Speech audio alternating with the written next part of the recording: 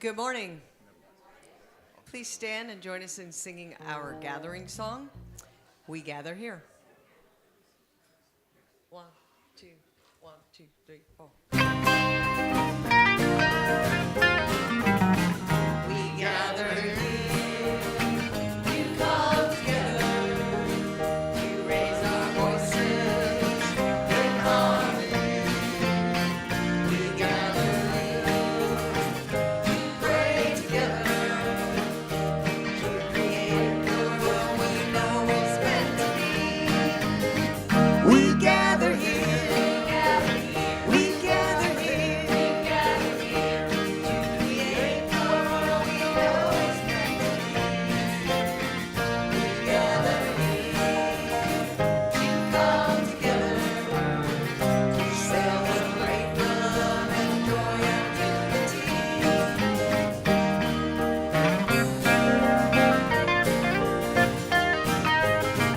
We gather here for deep connection with fellow travelers who claim humility. We gather here to count our blessings, to celebrate the love and joy of unity. We gather here, we gather here, to create the world we know is meant to be. We gather here to come together, to celebrate the love and joy of unity. To celebrate the love and joy of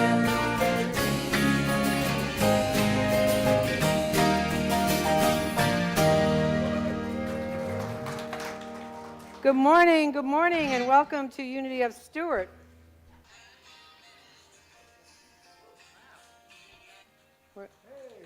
All right, there we are.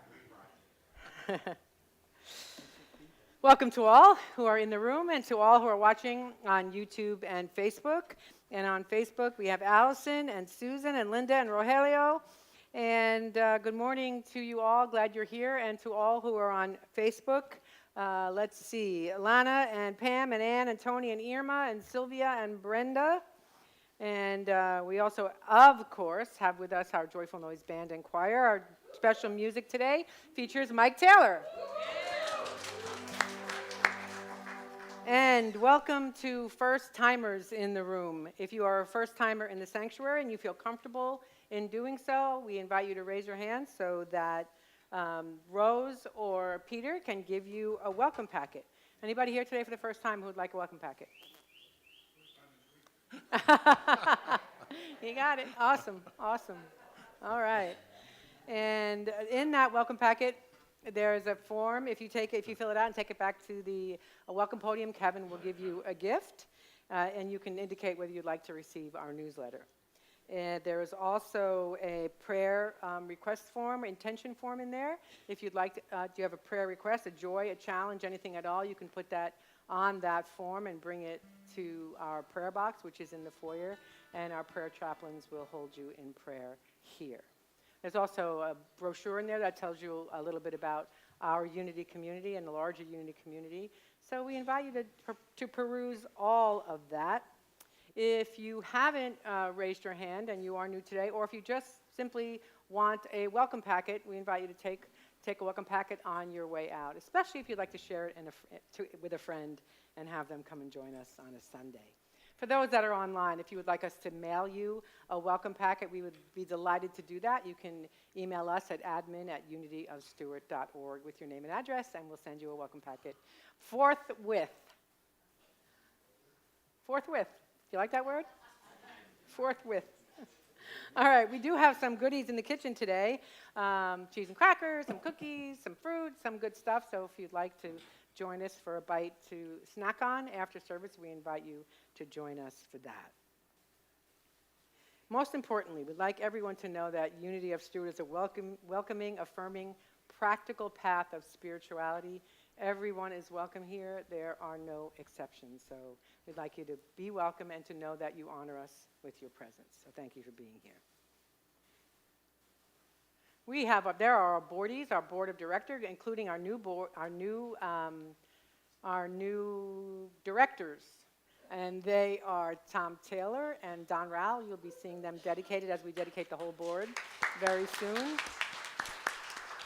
And today, our boardie of the day is Peter Keelan, who is our new vice president. And Pete, if you have any questions, Peter will do his best to give you the answer or find the answer for you. He is here to serve. So thank you, Peter. And we also have prayer chaplains. Those are our prayer chaplains up there. And the prayer chaplain on duty today is Nancy Bach. And there you are, Nancy's over there. And you'll know Nancy by her white stole. If you would like to have personal prayer this morning with our highly trained prayer chaplain, Nancy Bach, she will be honored to pray with you and to hold your prayer in the highest confidence. And she'll be in the sanctuary after service. You can also place a prayer intention in our, anybody can place a prayer intention in our prayer box. You can also email prayer@unityofstewart.org. That comes directly to me, and I will make sure it gets in the prayer box. And you can also call our mothership Silent Unity prayer line at that number you see there. A couple more announcements this morning in this portion of our program is we do have openings in the choir.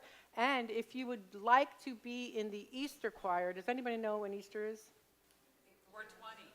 420. I don't know why.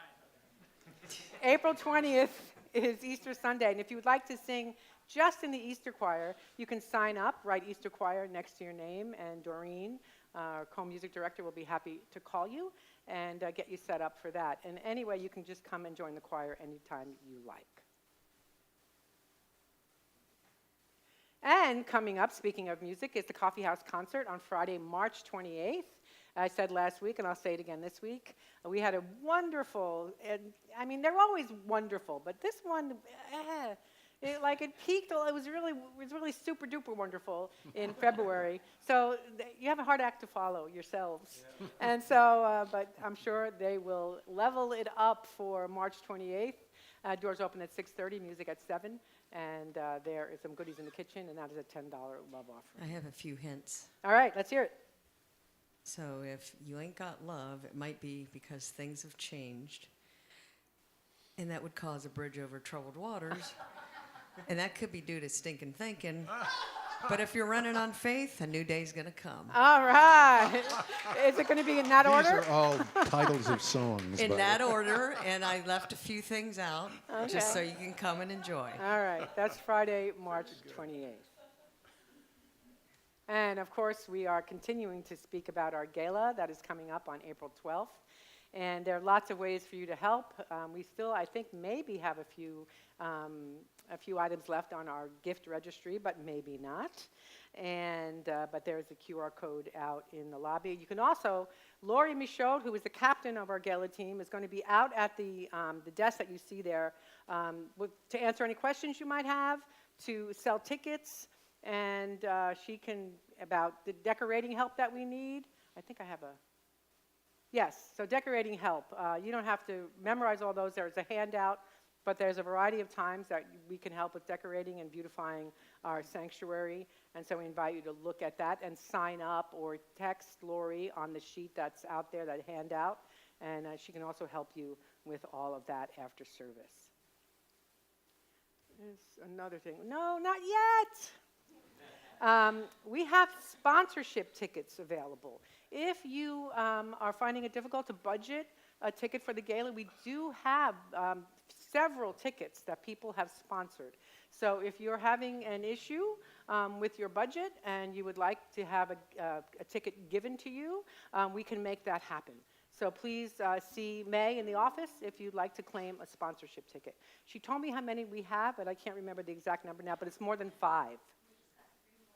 Okay, so we have at least 8 sponsorship tickets. So if that's holding you back, please claim those tickets.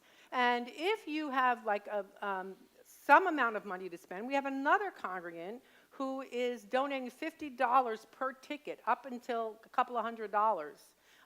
If you can afford $25 and you want to pay $25, our other very generous congregant will fund that next part.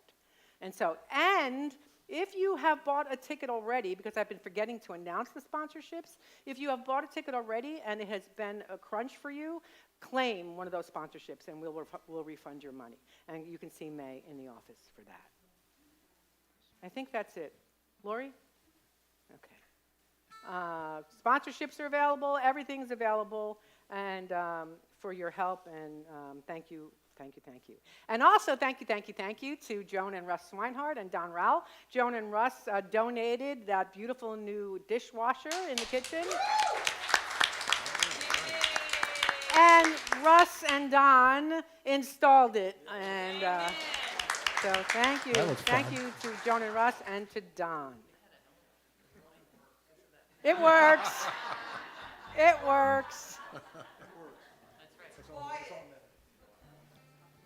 So what you are seeing there is a book vending machine.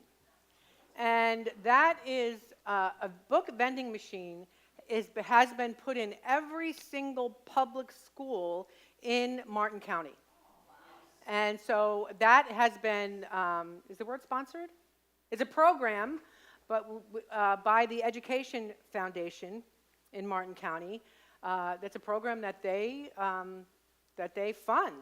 And they are a nonprofit, and they had a mission to put a vending machine in each public school in Martin County. So what happens, generally speaking, is the kiddos earn tokens for things that they do in school. I'm not sure. I think it's different for every school. And once they get, say, 10 tokens, they get to go get a new book.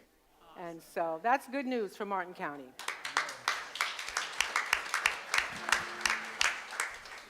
So please join me in dedicating our time together today to continuing education for our kiddos, and also to fostering our subject today, fostering compassionate communication.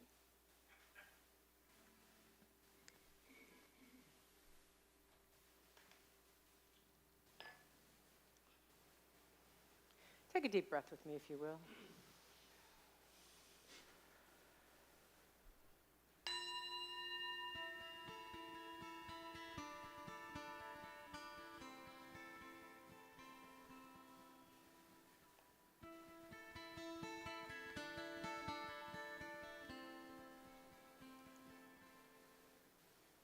I share my genuine, true self through compassionate, honest communication. The most valuable thing I can offer to others is my true self.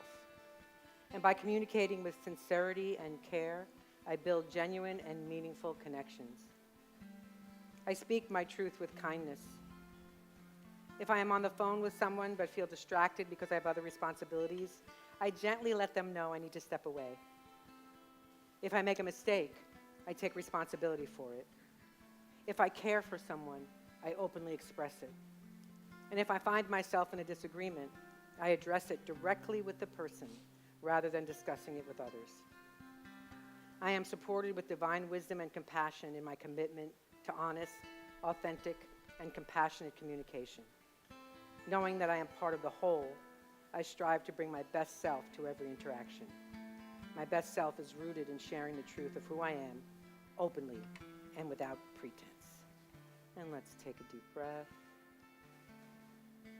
as we settle into this holy space with these beautiful souls that we're sharing this service with. And we settle into our true, authentic, compassionate, loving self. And we share that self through compassionate, honest communication. And so it is. Amen.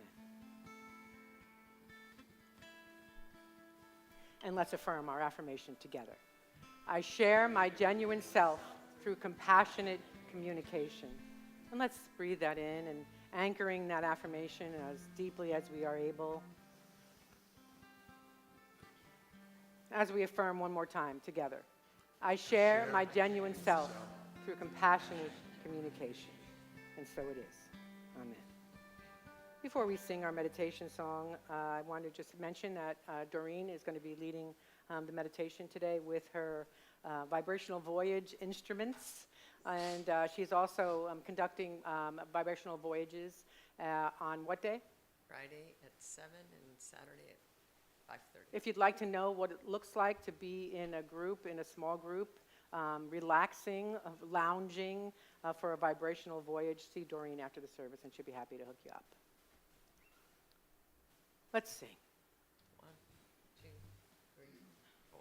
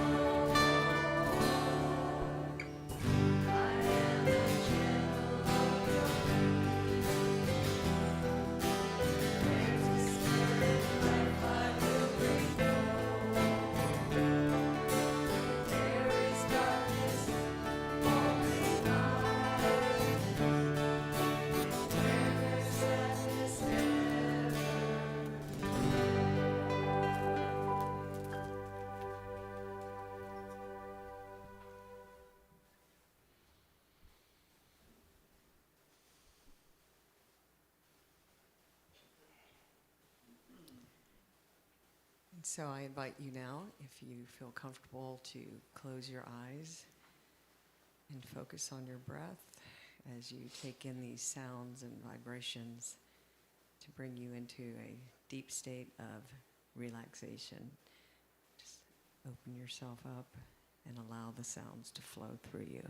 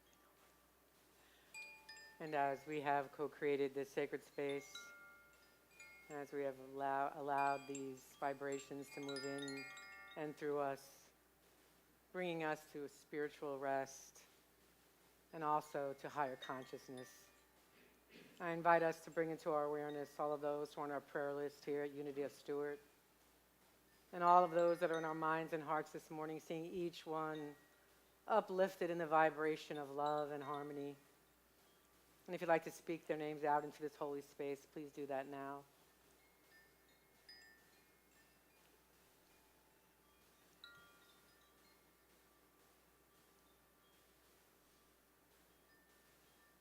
And turning all over into the care and keeping of oneness of Christ consciousness, I invite you to join me in praying this in the name, the nature, and the light and the love of that indwelling Christ consciousness. And so it is. Amen.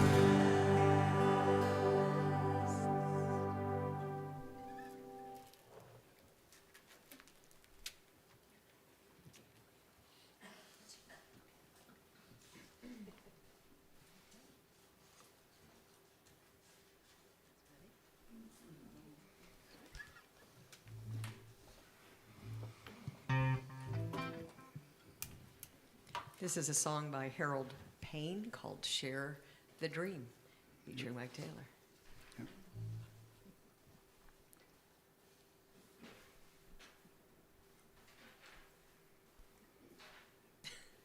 Ready? Okay.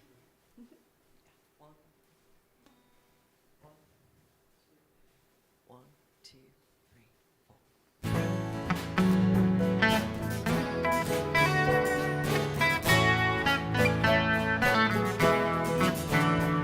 There's a winding road where I learned to run. The race is long, but it can be won. With every step we're taking, with every choice we're making, with every bend in the road, we get stronger. We can reach up, we can reach out, we can show the world what we're all about. We can do anything we put our minds to. We can be anything we wanna be. We must believe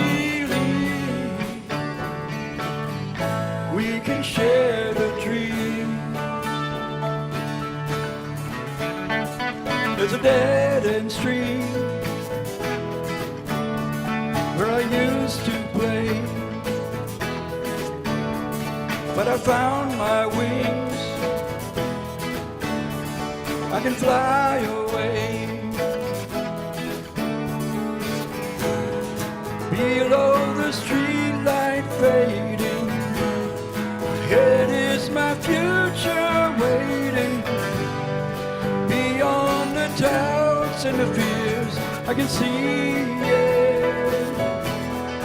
We can reach up, we can reach out, we can show this world what we're all about. We can do anything we put our minds to. We can be anything we wanna be. We must believe we can share the dream. We can share the dream, we can share the dream. Yes, we can. We can share the dream, we can share the dream. Oh, We can share the dream, we can share the dream. we can reach out. We can share the dream, we can share the dream. We can reach out. We can share the dream, we can share the dream. Sharing our We vision. can share the dream, we can share the dream. We can reach out, we can reach out. We can show the world what we're all about. We can do anything we put our minds to. We can be anything we wanna be.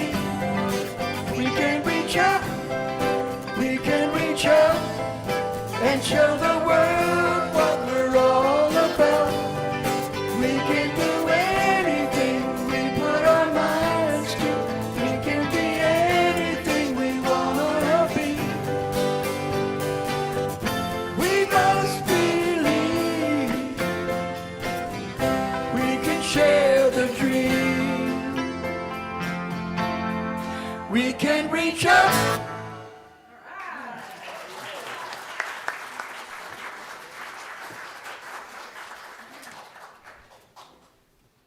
Thank you, Mike. Thank you, Joyful Noise. That's a beautiful meditation, wasn't it? Oh, yes. Yeah. And a beautiful song. Thank you. Sharing the dream. Okay. I'm still coming back from from that meditation, truth be told. And we're moving into compassionate communication this morning, which is a transformative principle, that power of compassionate communication. You know, our words aren't just sounds or symbols, you know, they're not just sounds that we make, they carry energy. They carry energy, they carry intention, and they carry creation. As spiritual beings navigating this human experience, how we communicate impacts our lives, impacts our relationships, our sense of peace, and yes, even our ability to help co-create a harmonious world. If you think that, oh, my words don't have that much power, yes, they do. They have a lot of power, there's energy behind them, and they have the power to bring down, and then they have the power to lift up. Our primary teacher, Jesus, told us, out of the abundance of the heart, the mouth speaks. In other words, our words reflect our inner consciousness. Whatever it is that we're holding in our hearts, whatever it is we're holding in our consciousness, that's what our mouth speaks. They reflect our inner consciousness. If we want to create a world of love, understanding, of harmony, it begins with these qualities in our own heart. It begins with the qualities within, and then we think them, and they express out into the world. Truth is, we're each individualized expressions of that mystery we call God. Everyone, not just me, not just you. So it behooves us to remember that truth and that our words hold power. Our Unity co-founder Charles Fillmore said, "We are constantly making our world by the activity of our thoughts and words." Think about that for a moment. We are constantly making our world by the activity of our thoughts and our words. So when we align our speech with truth, love, and compassion, we're aligning with divine nature. We're aligning with the spirit of Christ consciousness to co-create the world that we want to see.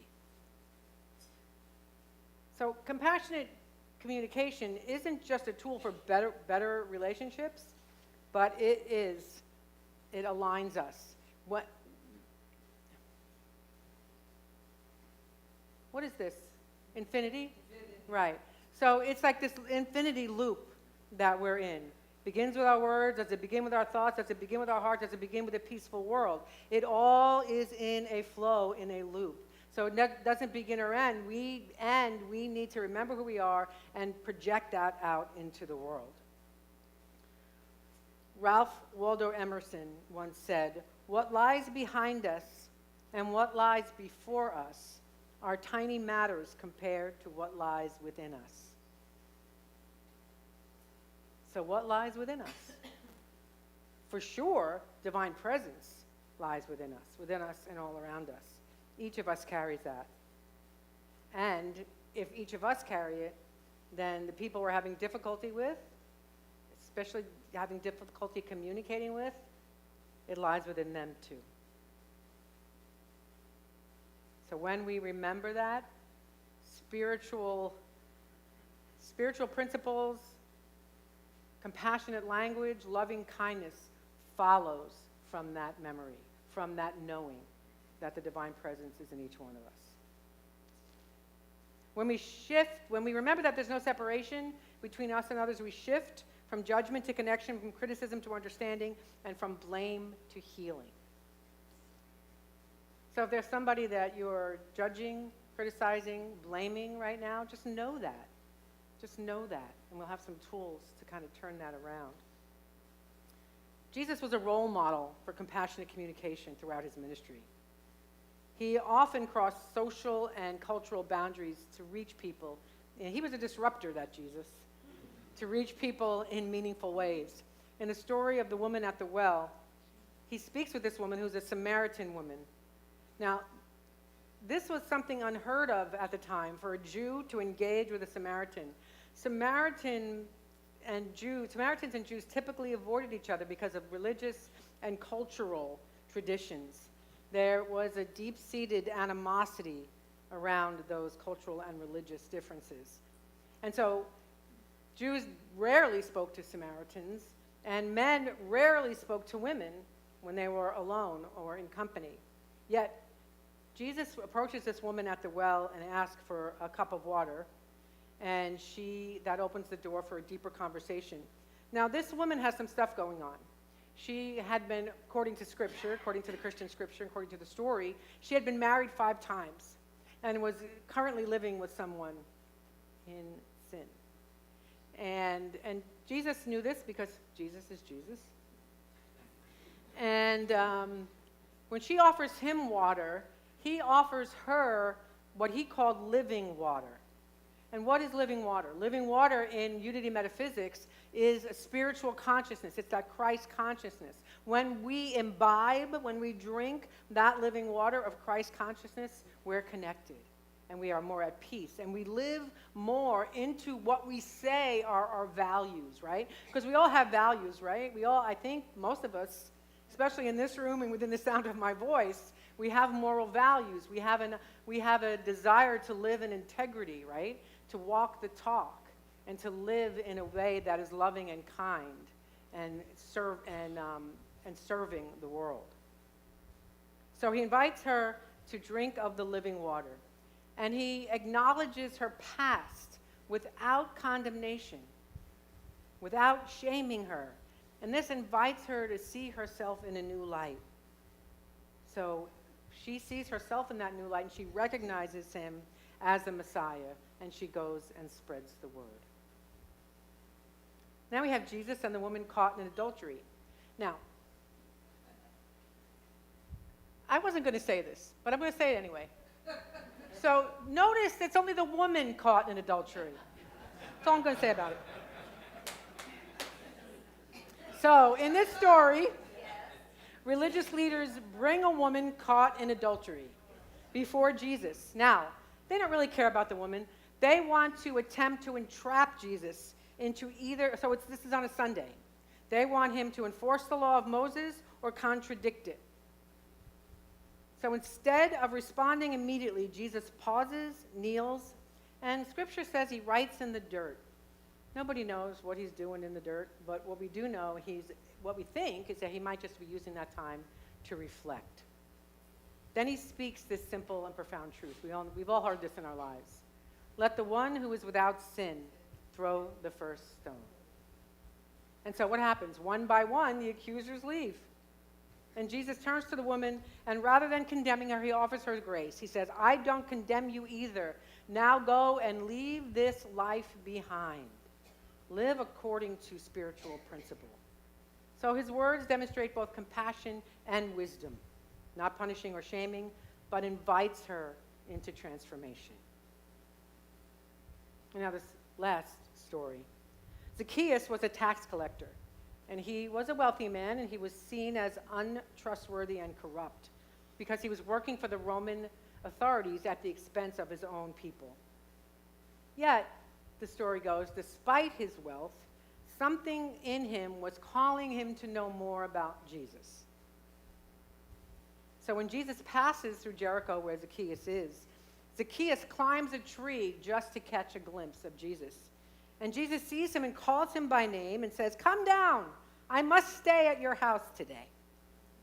And this moment stirs controversy in the crowd because he was not well liked, that Zacchaeus, right? He was cheating people, he was corrupt, and Jesus, as we know, does not care about any of that.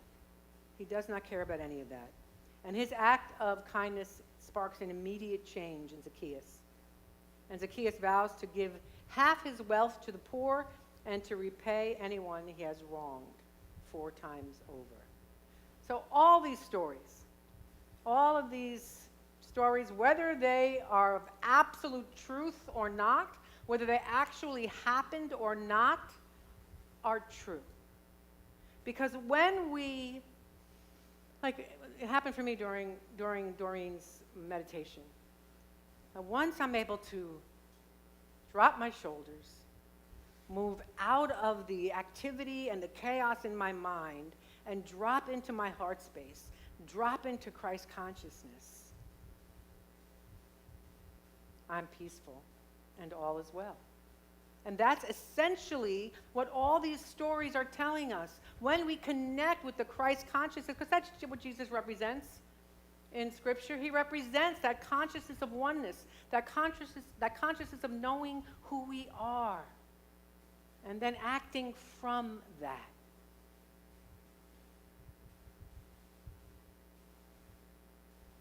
Then we don't condemn, we don't exclude, and we don't shame.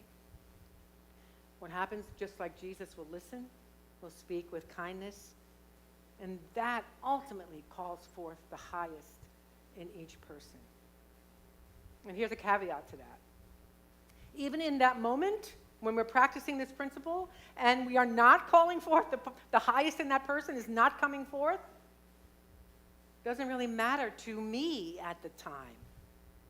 What matters is I'm speaking from that place of kindness and of Christ consciousness. And that's all I can do. We talked about this a little bit. Our growing groups are closing. Oh, by the way, insert here. Wednesday night, all the growing groups are meeting here for a potluck. 6:30. That's what happens when I digress. So in the growing groups, in my growing group, we're talking about forgiveness. And it applies with this compassionate conversation, as well as in forgiveness. When we're talking and even when we're with somebody and we're wanting to forgive them, and even if we have a conversation about, we could ask them to say they're sorry. We could tell them why we are needing to forgive them or not. It doesn't matter if they respond or not, because in forgiveness and compassionate communication is an inside job. It's because I want to show up that way. I want to show up in loving kindness and meet that person with loving kindness no matter what is coming back to me.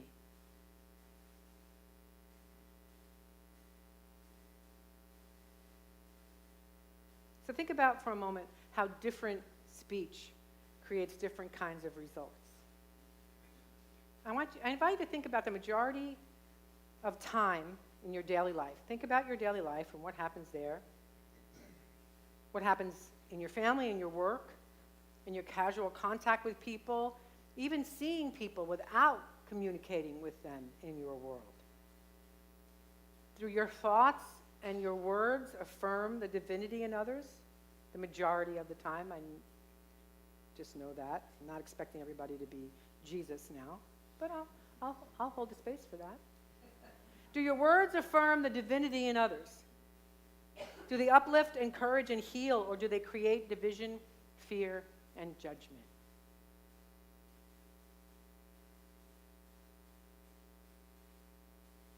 The words we think, the thoughts we think, the words we speak, and the way we listen, I'll say more about that in a little while, reveal whether we are truly living from our Christ consciousness. The majority of the time. Remember, we're human beings. The majority of the time. In Buddhism, right speech is one of the Eightfold Path teachings. Now, the Buddha defined it as abstinence from false speech, abstinence from malicious speech, abstinence from harsh speech, and abstinence from idle chatter. Simply put. Is it true? Is it beneficial? Is it spoken with loving kindness? Is it the right time to say it? Is it true? Is it beneficial? Is it kind? Is it the right time?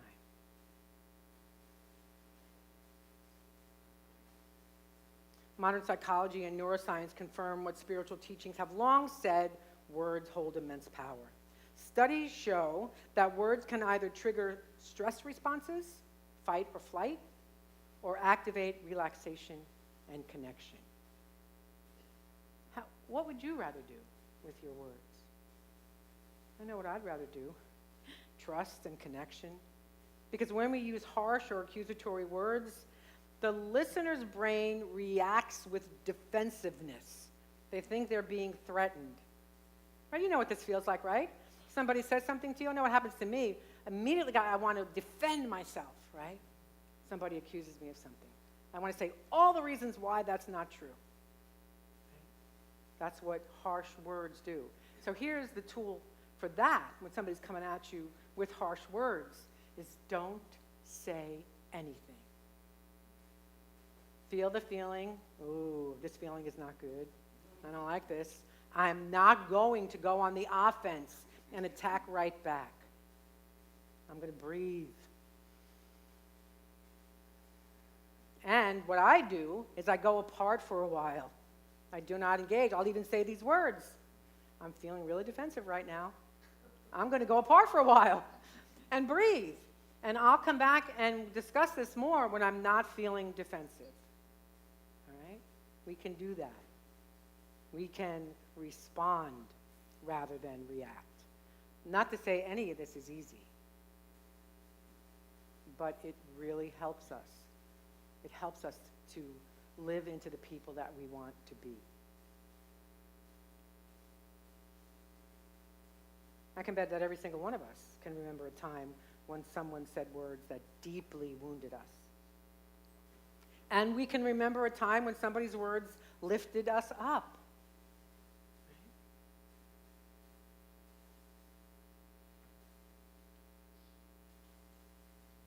We've all said things that we wish we could take back. Hurtful things, gossip, lies of convenience, big lies to cover up smaller lies. Right speech, compassionate communication involves us becoming awakened and aware to what is going on inside of us. It invites us to be awake to ourselves. And it requires us to be compassionate with ourselves, and then sensitive to others and compassionate with others. And remember, it's not about just what we say, it's about what we think, because what we think not only informs what we say, but the energy. If we're thinking judgmental thoughts about someone and we say the exact opposite out of our mouth, that's a blockage right there. So we are called to work on being compassionate with others and remembering their own divine essence.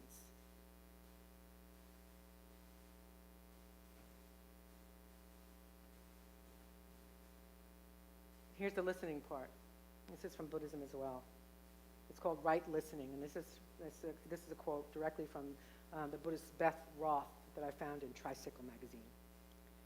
And she says this: listening means attending to our physical sensations, our thoughts and emotions, as well as to the voice, facial expression, gestures, pauses, underlying meanings, and rich nuances that accompany the spoken words of others. That sounds like a lot, but all it means is to pay attention, to open up our hearts and our minds and allow let Spirit be in us as we are listening.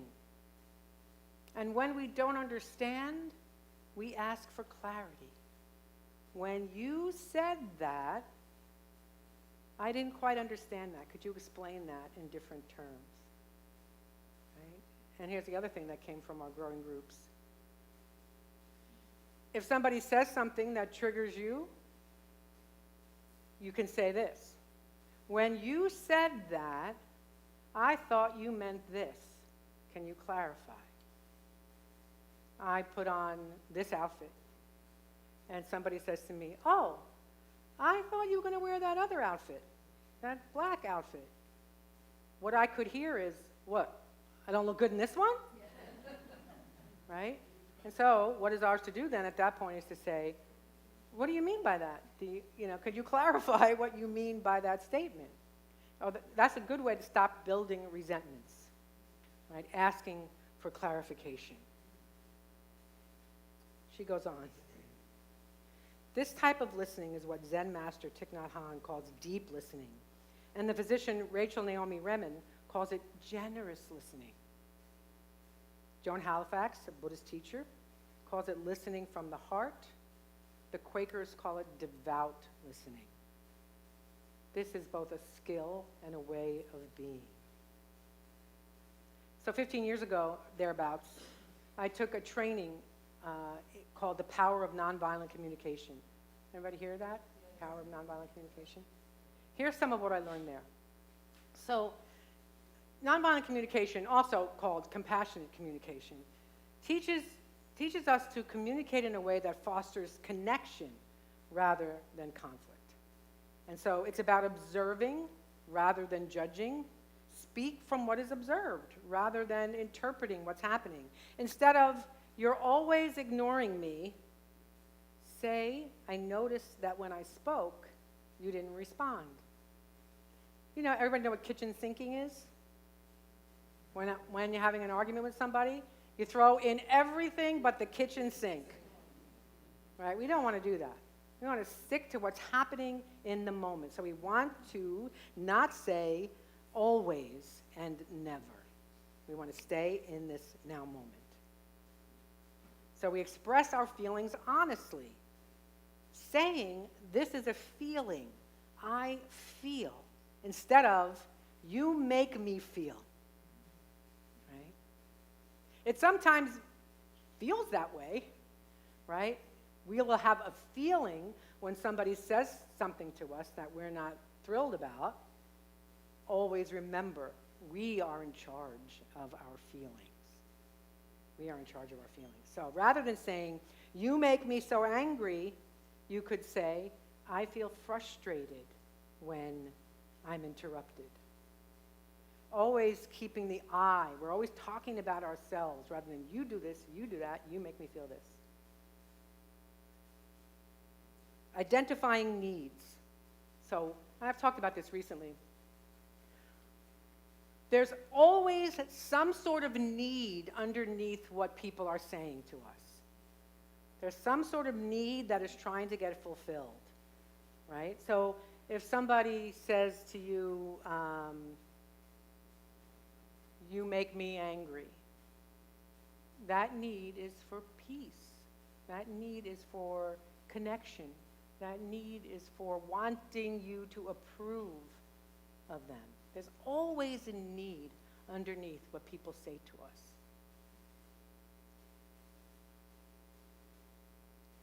And then, making requests, not demands.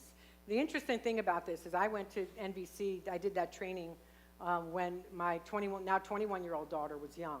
So it was 15 years ago, she was 6. And I grew up with an authoritarian mother. She said it, we hopped to. If we didn't hop to, there would be hell to pay. Sometimes we'd get a slipper flung right at us. And she had deadly aim with the slipper. So that's the mother that I grew up with. Mom said it, you could never say no. Don't say no, right? So guess what kind of mother I was to my first 2 daughters? Just ask them. I was an authoritarian mom. And then I met my second husband, and we had Sophia together. And Ross, if you ever watch this, you'll know it's true. He was a pushover. He was a pushover. I told this story before, too. And I was like, I say it, it's done. Now, my first husband, he was like, you're the mom, you decide. He was out working. He was out building a business. And so I was used to being the only one, right? And what I said went. And then Sophia came into our family, and Ross was a pushover, and I was a hammer. And what happened was we began to balance each other. I just want to tell you this one little story. She was young, 3, 4, whatever, and she was telling me to do something. And I said, you are not the boss of me. And she said, but I'm the boss of Daddy. Clear as a bell. She got it. Right? So, back to the principle. Make requests, not demands. And I have learned to make requests through this training and through being married to somebody that was easier than I was, to make requests rather than demands. But the request could also come with a consequence, especially those of us who are parents. So I used to say to Sophia, I'd like you to clean your room. And she said, but I want to clean my room. And I would say, okay, but if you don't clean your room, I'm not going to step in there. I'm just not going to go in there because I get nervous when I'm in that messy of a room, right? So gentle consequence. Maybe somebody might think that that's not right, but that's what that worked for us. Even to this day, I say it to her. You know, if you want me in there at any point, you got to clean up. See the need? Make requests, not demands.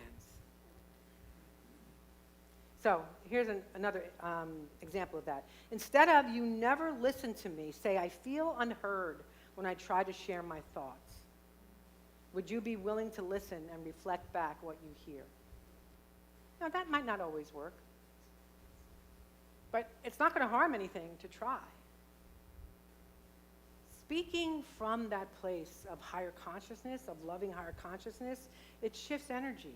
If the person that you're speaking to knows you're not out to get them, they may see you as a role model and to kind of temper what they're doing. May not, but they may. But it will always, always, always benefit you.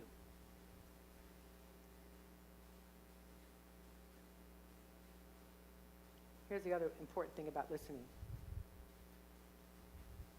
Listen without trying to form a rebuttal. How hard is that? That's when we're defensive, right?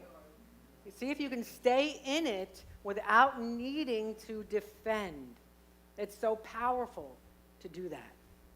Seek to understand rather than to be understood, and go after the pause. Right? When something happens and you go, pause and breathe. Choose words that uplift and heal rather than divide. This is not just a skill. It's a spiritual practice. When we speak, when we commit to speaking and listening with love, we absolutely become the instruments of peace and love and unity, not just in our smaller world, but in the larger world. I'd like to close with prayer. If you're comfortable, you want to close your eyes and take a deep breath.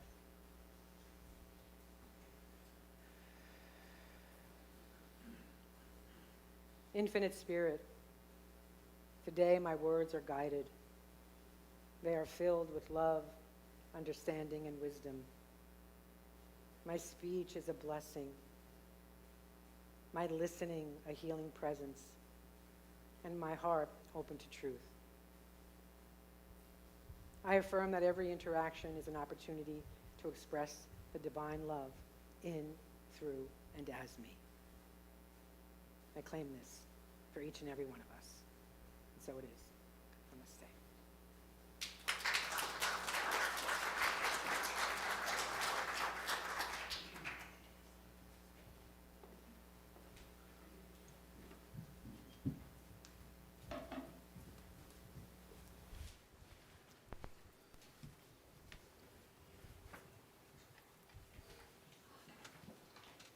Yeah, those are some ways that you can give to Unity of Stewart.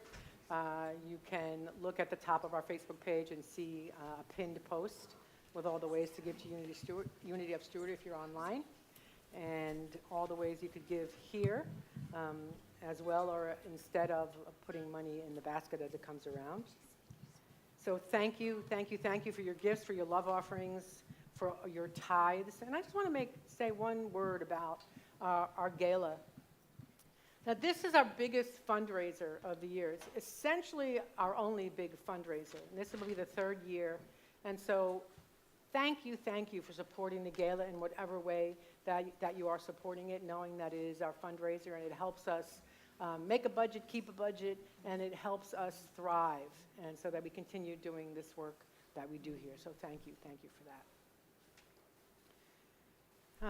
I hope you all feel the impact of your gifts, and let's bless this offering knowing that these gifts help to transform the world. In our prosperity prayer together, in a universe overflowing with the allness of God, all of the needs of Unity of Stewart and those we serve are instantly, constantly, and bountifully met. From every direction, known and unknown, expected and unexpected, our abundant good comes to us now. We are grateful. And our love offering blessing together. Divine love, as me, blesses and multiplies all that I have, all that I give, and all that I receive. I give and receive always in love. Let's sing about it.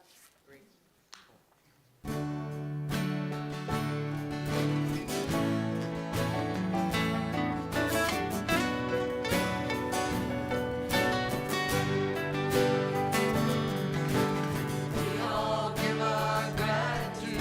We give thanks for the multitude of blessings every day that help us all along the way. We give thanks for a chance to give our gifts and for the life we live, and all the mercies from above to fill our hearts with grace and love. We give thanks.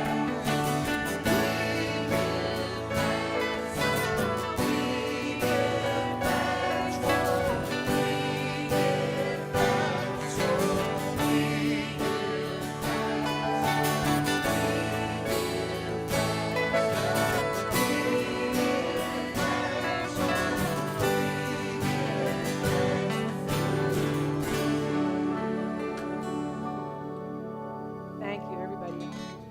We have an Easter food drive that we are running here to help the House of Hope. And so there are takeaway lists out there on the table, on the coffee table to the left when you go out. And there are boxes there for food donations. The last day for donations is this coming Sunday, March 23rd. And then they will pick up the donations. So please take a little flyer and add it to your grocery list if you are able.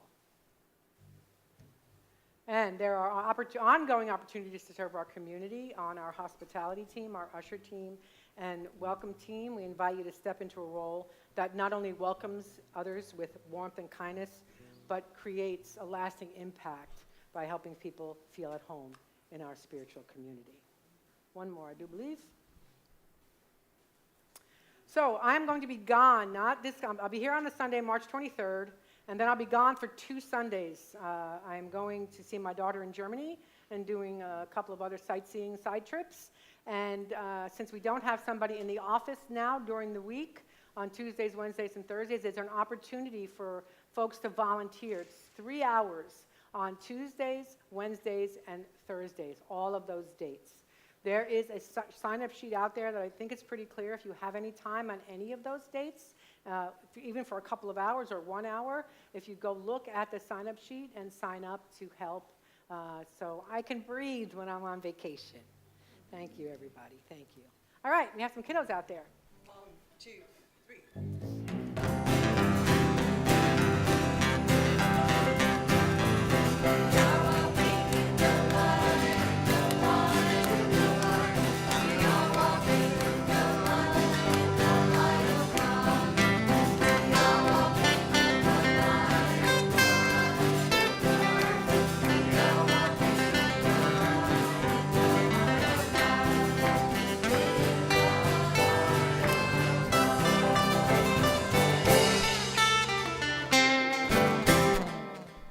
How's it going, everybody? Good? Yeah? What's going on, Miss Jen? Well, today our lesson was I am, and I would like to read Dahlia's I am sheet. We read a really sweet book and talked about affirmations, and here's Dahlia, very decorated, nice, and she wanted me to read it. All right. This is Dahlia. I am Dahlia. I am fast. I can make art. I am smart.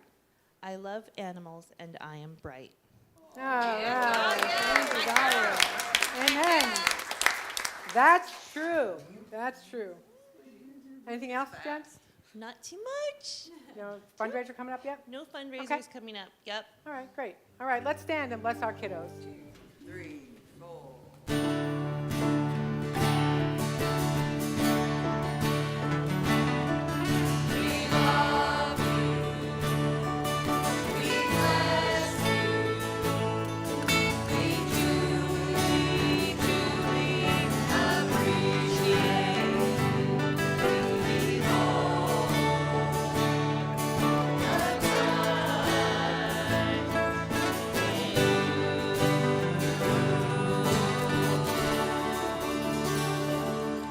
And let's close with the prayer for protection and the peace song together. The light of God surrounds us. I am light. The love of God enfolds us. I am love. The power of God protects us. I am power. The presence of God watches over us. I am presence. Wherever I am, God is.